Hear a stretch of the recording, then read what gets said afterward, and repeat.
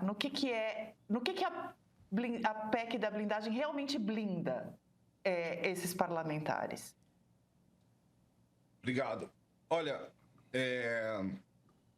as pessoas, sobretudo a extrema-direita, né, gosta de associar o garantismo a um apego a bandido. Né? E, na verdade, a minha posição ela parte de uma desconfiança do poder punitivo, e a PEC da blindagem reforça essa minha posição.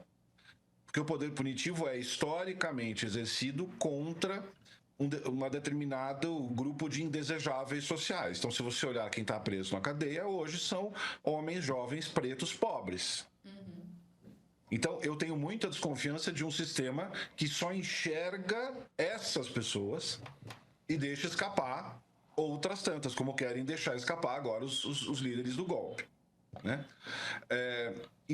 Por que a PEC reforça isso? Né?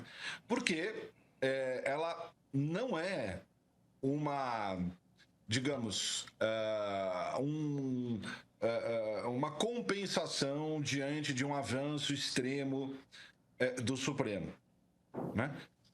O que está acontecendo é que o ministro Flávio Dino, sobretudo, está liderando, né, as investigações sobre as emendas. Essa semana mesmo nós tivemos uma notícia de 9 que foram glosadas, aí que o ministro Dino pediu investigação. Né? Então, essas pessoas querem imunidade para cometer crimes. Né? Ora, obviamente, nós conseguimos entender uma série de prerrogativas do parlamentar, né, para que ele não seja, para que ele possa exercer o seu munus com a devida altivez. Então ele tem que ter a capacidade de botar o dedo em riste do poder instituído, ele tem que ter a capacidade, né, de não ser levado para os porões da ditadura por dizer algo que desagrade as Forças Armadas, o governo de ocasião. Obviamente, este tipo de imunidade é muito importante. Né?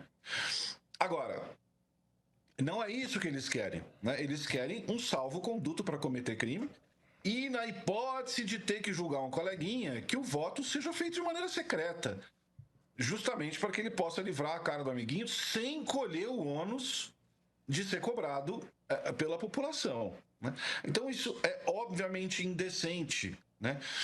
E eu gosto sempre de lembrar a frase de um aluno meu há muitos anos, que ele falou: olha, professor, o fetiche da direita é a economia e o fetiche da esquerda é o direito. Né? Por que eu digo isso? Porque não tem resposta jurídica para a indecência, para a desfaçatez. Né? Nós vivemos tempos de franca desfaçatez, de imoralidade escancarada. E não tem solução dentro do direito, porque não tem uma regra que obrigue as pessoas a serem corretas, dignas, razoáveis, né? Honrosas. Nós não conseguimos isso. Né? Enfim, existem números eloquentes aqui em relação ao porquê nós deveríamos nos opor a essa PEC. Né? Realmente, entre 88 e 2001, não havia, ou melhor, havia essa regra que eles querem voltar agora, só que sem o segredo. Né? 250 casos foram analisados. Em um só, houve autorização para seguir com a ação penal. Ora, nós não temos nenhum indicativo de que seria diferente agora. Só que tem uma diferença de 2001 para cá. Nós temos uma ascensão vertiginosa das organizações criminosas sobre o mundo da política. Né? Então, agora, chegar no Congresso, e não é só no Congresso Nacional, porque tem uma regra constitucional expressa dizendo que se essa imunidade passar para eles, automaticamente vale para as assembleias legislativas estaduais. Né? Então, vai começar um corre do crime organizado para ter cargo parlamentar e ficar imune. Em alguns lugares nem vai precisar correr, né, professor? Aqui na nossa Assembleia Legislativa do Rio de Janeiro, Já tá professor. Pois é. Então, TH Joias está aí, né, como um exemplo. Né? Então, infelizmente, é preciso reconhecer que o Brasil está caminhando a largos passos para virar um narco-estado. E tudo isso para que o Centrão possa roubar em paz. E essa conta não fecha de nenhuma forma. Professor, deixa eu lhe fazer uma pergunta e leve em consideração minha profunda ignorância a respeito do direito. Emendas constitucionais podem ser inconstitucionais caso violem uma das cláusulas pétreas da Constituição. Eu fico com duas impressões a respeito dessa PEC. A primeira é a seguinte: ela efetivamente transforma o Legislativo numa instância judicial superior ao Supremo. Eu não sei se eu estou lendo corretamente, mas atribui ao Poder Legislativo poderes que deveriam ser exclusivos do Judiciário, me parece. Porque isso vai além das proteções que são habitualmente dadas a parlamentares, que é uma liberdade de expressão muito mais dilatada, um determinado tipo de autonomia, de entrada em determinados ambientes, de garantia de circulação, tudo mais, que são naturais daqueles que são eleitos para representar as correntes de opinião que existem na sociedade. Mas a gente não está falando aqui de imunidade parlamentar, a gente está falando aqui de as pessoas físicas, deputados federais, por terem sido, e talvez estaduais, por terem sido eleitos num determinado quadriênio, elas que são as juízas de si mesmas, elas não respondem mais ao sistema judicial, ao sistema judiciário. E me parece que isso tem um problema com separação dos três poderes. Agora, além disso, quando a gente vai ali para a ideia de que todos os cidadãos são iguais perante a lei, que é o artigo 1º de toda a Bill of Rights, de toda a Constituição Democrático-Liberal, que é o princípio essencial de uma democracia liberal, a ideia de que todos somos iguais perante a lei, me parece que essa emenda constitucional também viola gravemente isso, no ponto de vista de que, essencialmente, libera de estar sob julgo da justiça 513 brasileiros, no caso dos deputados federais. Essa PEC não é inconstitucional por conta dessas duas razões ou a minha leitura é ingênua? Não, você está corretíssimo, né? Eu não diria que ela cria uma hipótese de estar acima do Supremo. Hoje ela já está. Por exemplo, o Procurador-Geral da República oferecendo denúncia criminal contra o Presidente da República, é preciso que haja uma autorização do Parlamento para que isso siga, né? Mas, então, qual que é a ideia, né? Você tem razão, a regra geral não existem espaços de imunidade, né?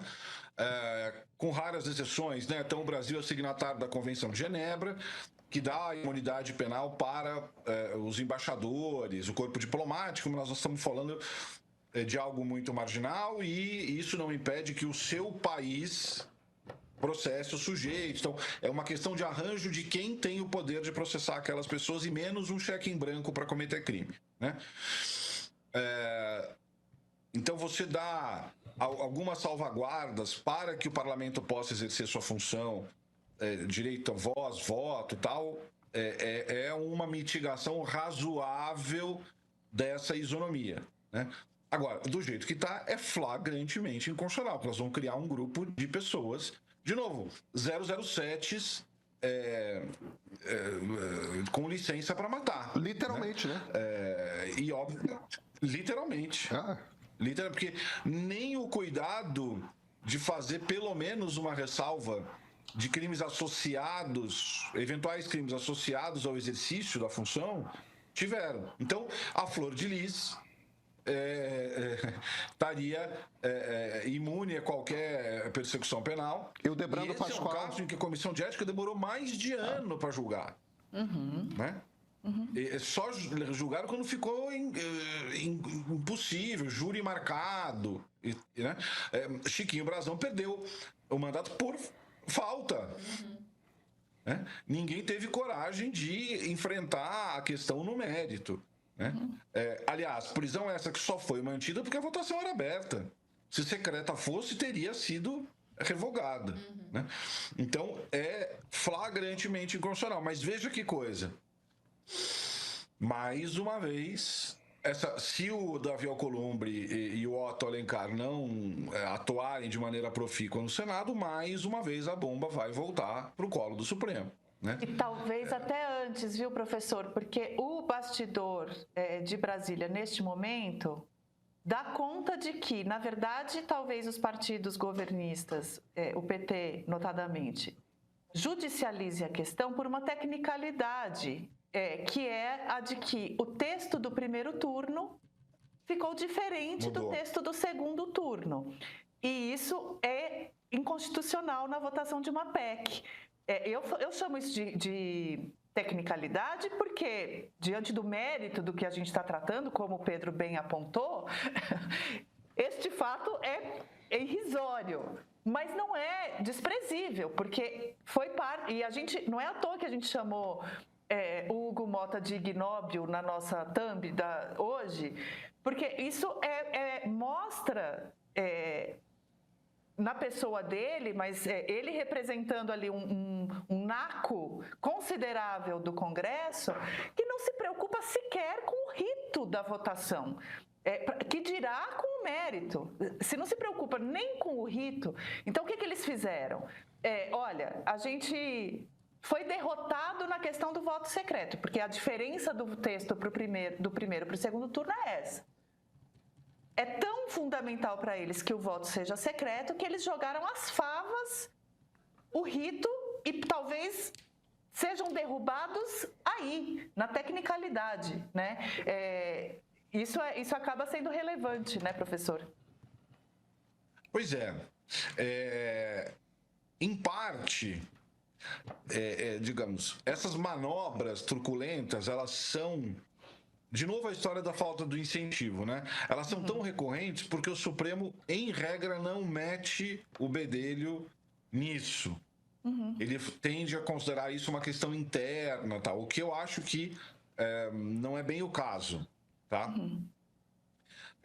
Eu vou dar um exemplo. E por que eu acho que o Supremo, nesse momento, não vai se meter nessa questão, ainda que provocado, tá? Quando Arthur Lira sentou em cima de mais de centena de pedidos de impeachment do Bolsonaro, esse tema foi levado ao Supremo, a relatora foi a Carmen Lúcia. Né? O pedido não era que o Supremo, obviamente, obrigasse o Lira a dar sequência ao impeachment. O pedido era que o Supremo dissesse que o Lira era obrigado a decidir qualquer coisa, mas decidir. Para ele não ficar guardando na manga, como fez o Eduardo Cunha com a Dilma, né? Até o momento adequado para fazer algum tipo de pressão política e tal. E a Carmen Lúcia não quis. Falou, não tem regra no regimento. Tá. Acho que o Supremo ali perdeu uma chance importante de impor uma mora legislativa e dizer, olha, tudo bem, não tem prazo, criem esse prazo. Né? E eu acho que nesse caso não ia ser diferente. O Supremo ia dizer, não tem por que eu me adiantar nessa dicção, porque essa PEC pode morrer no Senado. Então, enquanto o problema não se colocar de fato, o Supremo não vai se manifestar. Né? E nesse momento de tanto ruído institucional, eu acho que mais um motivo para o Supremo não meter a mão nessa cumbuca. É a primeira vez na nossa história que um ex-presidente responde por tentar derrubar a democracia. Por isso, o meio produziu o julgamento do século, para entender como chegamos até aqui e o que esperar no futuro do nosso país. Nosso mais novo documentário já foi visto e comentado por milhares de pessoas. Olha só o que estão dizendo. O contraponto das posições de alguns militares e cientistas políticos ficou ótimo. As falas da presidente do STM deram um peso de legalidade muito bom. Material digno de ser usado em sala de aula com jovens do ensino médio e superior. Que bom esse registro que vai ficar para a história do nosso país. Excelente roteiro, mérito do Sérgio Rodrigues. Assisti e vou voltar a assistir ao documentário. Ele é muito claro e didático. Agora é a sua vez de assistir e acompanhar o julgamento de quem tentou derrubar a democracia brasileira, munido de informações. Não caia em nenhum jogo de cena. Assine o Meio Premium e assista ao julgamento do século.